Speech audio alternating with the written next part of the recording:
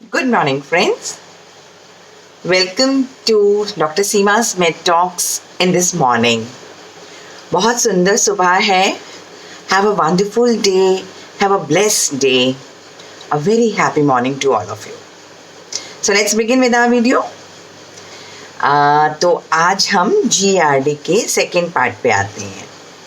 उस दिन आपको मैंने बताया था कि GRD क्या होती है, क्या मैकेनिज्म है, क्या कॉजेज हैं.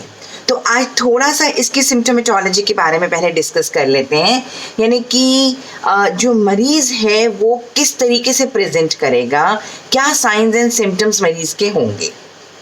तो क्योंकि मैंने बताया था कि स्टमक का एसिड या स्टमक का जो गैस्ट्रिक जूस है वो ऊपर उठ के उसकी फूड पाइप में आ रहा है, यानी कि उसके ईसोफेगस में आ रहा है और उधर से मुंह में भी आ सकता है. तो वो खट्टा पानी पहली चीज़ हुई, खट्टा पानी मुंह में आना. ठीक है, तो मरीज़ कैसे प्रेजेंट करेगा कि डॉक्टर साहब मेरे मुंह में खट्टा पानी आ रहा है, या मेरी छाती में जलन हो रही है जिसको हम बोल रहे हैं हार्ट बर्न. ठीक, ये दो चीज़ें हो गई सबसे पहली. या मुझे बहुत जलन की सेंसेशन होती है, गले तक जलन होती है, गले में कुछ लंप सा फील होता है, यानी कि गले में कुछ ऐसी फीलिंग होती है जैसे कुछ गले में पड़ा हुआ है. क्योंकि क्या है ना कि जब ये एसिड ईसोफेगस से मुंह में भी आएगा तो ऑब्वियसली जो आपका फेरिंग्स का एरिया है तो उन लोगों को वो वाली परेशानी, उनको बार बार सोर थ्रोट होगा, बार बार गला खराब होगा. कई बार लोग आते हैं डॉक्टर साहब पता नहीं समझ ही नहीं आता, हर दिन कुछ दिनों में गला खराब हो जाता है.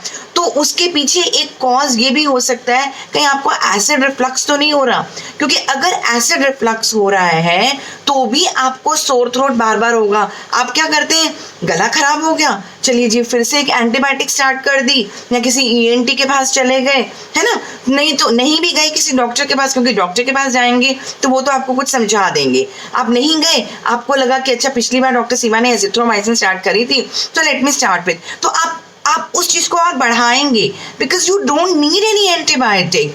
आपको ना अपनी हिस्ट्री देखनी पड़ेगी, क्या हमेशा ही चेस्ट बर्निंग रहती है ना, और उसके बाद गला खराब होता है. क्योंकि जिन लोगों में ये GRD है, जिन लोगों में ये एसिड रिफ्लक्स है, बार बार इस चीज़ को बोल रही हूँ, उन लोगों के गले खराब बहुत ज़्यादा होंगे. उन लोगों को लैरिंजाइटिस, यानी कि जहाँ से जो हमारा एडम्स एप्पल जिसको बोलते हैं, जिससे हम बोलते हैं, हमारा लैरिंग्स जो है उसमें भी इन्फेक्शन हो जाता है, उनकी आवाज़ में भी बदलाव आ जाता है. जो लोग लेट रात को खाना खाते हैं या लेट नाइट खाते हैं और बहुत हैवी मील लेते हैं, उनमें रात के टाइम ज़्यादातर रिफ्लक्स होता है. तो जब रात के टाइम रिफ्लक्स होगा, देखिए रात में कुछ भी हो रही है तो आपकी नींद तो सबसे पहली चीज़ है जो खराब हो रही है. ठीक, दूसरी चीज़ क्या है, उन लोगों में सूखी खांसी, ड्राई कफ की कंप्लेंट ज़्यादा कम करेंगे वो लोग. तीसरा, जिनको एस्थमा है या तो एस्थमा वर्सन हो जाएगा, क्योंकि अगर आप पीछे मुड़ के मेरे एस्थमा के वीडियोस देखेंगे ना तो मैंने उसमें भी कहा है एस्थमा को अकेले ठीक नहीं करना, उसके पीछे जो कॉजेज हैं उनकी तरफ भी ध्यान देना बहुत ज़रूरी है, वरना एस्थमा कभी ट्रीट नहीं हो सकता. और एस्थमा का सबसे इम्पॉर्टेंट कॉज है GRD, एसिड रिफ्लक्स. तो अगर जिनको एस्थमा है वो एस्थमा बढ़ सकता है, या लोगों में नया एस्थमा डेवलप हो सकता है. जिनको नहीं भी एस्थमा है उनको एस्थमा डेवलप हो सकता है. तो एक तो सबसे पहले चीज हुई बर्निंग सेंसेशन, दूसरी चीज हुई गले में कुछ लंप सा फील होना, तीसरी चीज हुई सूखी खांसी आना, रात में नींद ना आ पाना, और एस्थमा अगर है तो वो वर्सन हो जाना, अगर नहीं है तो नया एस्थमा डेवलप हो जाना. फिर आते हैं उन लोगों में डकारें बहुत ज़्यादा आती हैं, जिसको हम बोलते हैं बर्पिंग या बेल्चिंग. वो बार बार उनको डकारें होती है. देखिए आपके पेट में HCl है, गैस तो है, क्योंकि गैस नहीं है तो आपकी डाइजेशन नहीं हो सकती, और वो गैस किसी न किसी माध्यम से आपके शरीर से बाहर भी निकलती है, चाहे वो आपके डकारों के माध्यम से निकले या नीचे फ्लेटस से निकले.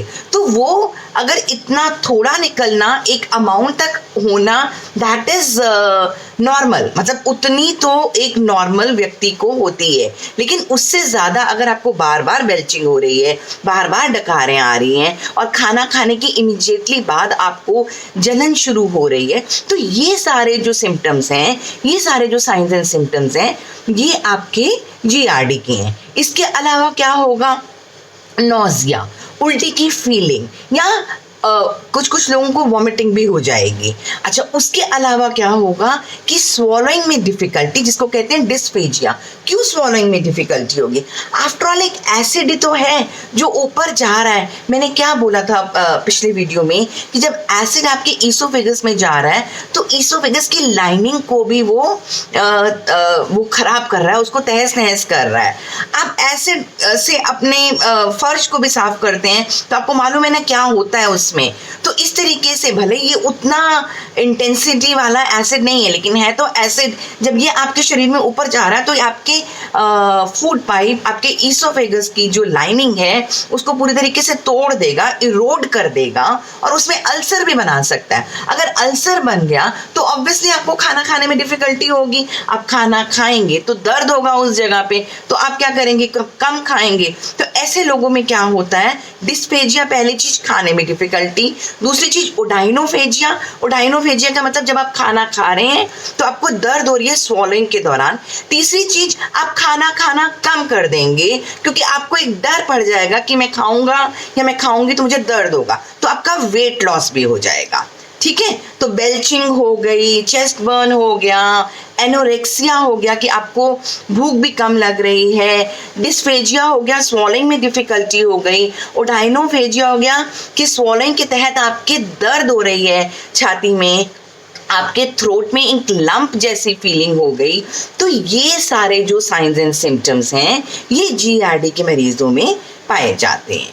ठीक है, तो आज का वीडियो यहीं पे ख़त्म करती हूँ। आप अच्छे से साइंस एंड सिम्टम्स को समझिए और अपनी हिस्ट्री के साथ कोरिलेट करके देखिए क्या कभी ऐसा होता है, और होता है तो वो कितनी फ्रिक्वेंटली होता है। क्योंकि मैंने क्या बोला था कि एक व्यक्ति को GERD का मरीज स्टैम्प करने से पहले कम से कम हफ्ते में 2 या 3 बार उसको इतना ज़्यादा होना चाहिए एसिड रिफ्लक्स कि उसको मेडिसिन लेने की ज़रूरत पड़े, तो तब हम उस व्यक्ति को बोल सकते हैं कि हाँ ये एक एसिड रिफ्लक्स का या GERD का पेशेंट है। तो ये हुए signs and symptoms. Next video में आगे की बात करेंगे। Have a nice blessed day. Thank you so much. Bye bye.